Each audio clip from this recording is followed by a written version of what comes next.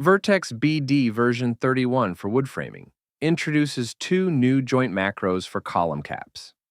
Adding column caps is easy in Vertex BD. To insert a column cap, select Joint from the modeling menu. Choose Connection Details. In the browser, navigate to Building Components. Select the column caps macro library. There are two column cap macros, the column cap and column end cap macros. I'll start by adding column end caps at each end of the beam. Select the target beam, the beam supported by the columns. Next, select the column or multiple columns if there is more than one column with the same support parameters. I will choose both end columns. A dialog box appears asking the designer if they wish to delete the old connecting parts.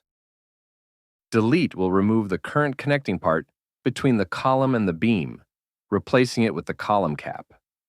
Selecting Ignore will not delete the old connecting part, and Vertex will still add the column cap. Selecting Cancel will halt the current process and restart the command, prompting the designer to choose the target beam again. The designer must eventually select Delete or Ignore to proceed with adding a column cap. To end the command entirely, select the Escape key.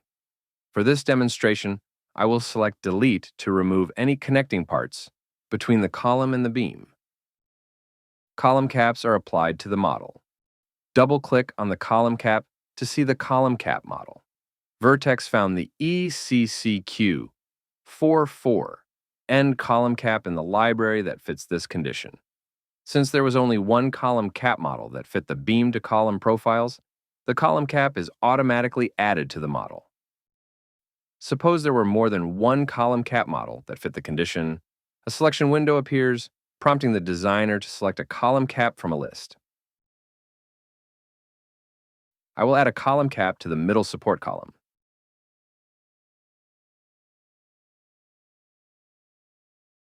Select the supported member, also known as the target beam, and then select the column.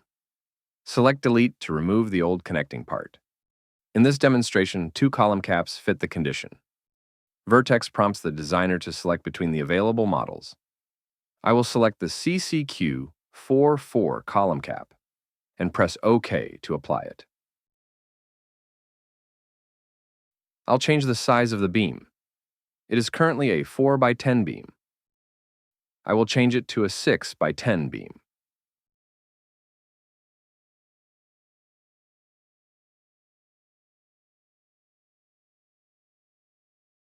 The column caps update to fit the new condition. If a column cap that fits the new profiles exists in the library, Vertex will automatically update the column cap to suit the condition.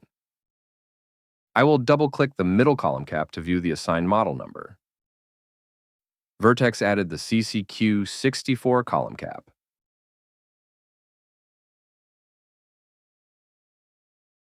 I will change the middle column from a 4 by 4 to a 6 by 6.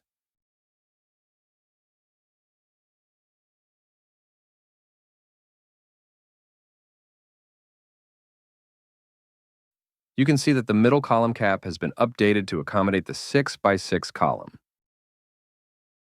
The column cap model has been updated to the CCQ66 column cap.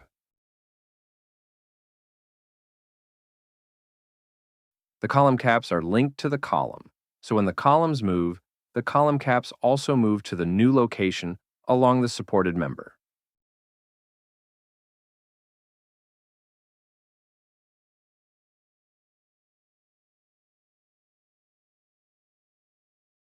If the height or z-axis location of the beam is modified, the column and column cap also update to the new location.